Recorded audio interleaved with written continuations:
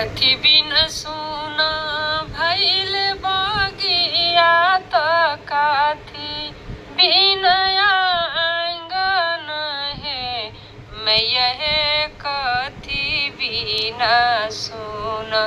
रउर मंदिरिया देखन मोरा भेआवन लागे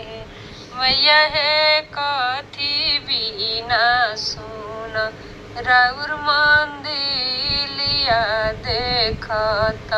मोर भेआवन लागे कोयल बिना सुन भइल बगिया लालनवा बिना आंगन बलकवा बिना आंगन हे मैया हे रउए बिना सुन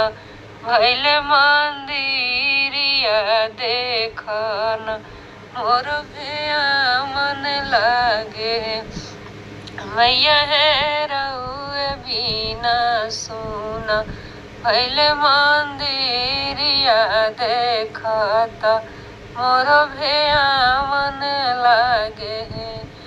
कोयल बसी गईली घोनी बगिया बालकवा खेले आंगन बालकवा खेले आंगन हे मैया हे रउए बसी गईनी मल दिलवा देखत मोरा सुहावन लागे मैया हे रउए बसी गईनी मन दिलवा देखत मोर सुहावन लागे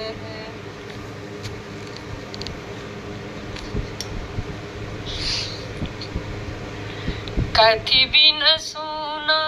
भइल बगिया त काथी बिन आंगन हे मैया हे कथी बिन सुन रउर मंदिरिया देखन मोर भेआवन लागे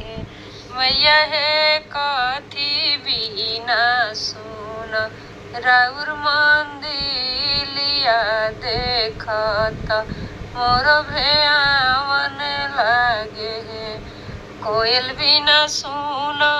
भइल बगिया लालनवा बिना आंगन बलकवा बिना आंगन हे मैया हे रउए बिना सुन भइल मंदिरिया देखन मोर भेआवन लागे मैया हे रउए बिना सुन भइल मंदिरिया देखत मोर भेआवन लागे कोयल बसी गईली घोनी बगिया बालकवा खेले आंगन बालकवा खेले आंगन हे मैया हे रउए बसी गईनी मल दिलवा देखत मोरा सुहावन लागे मैया हे रउए बसी गईनी मन दिलवा देखत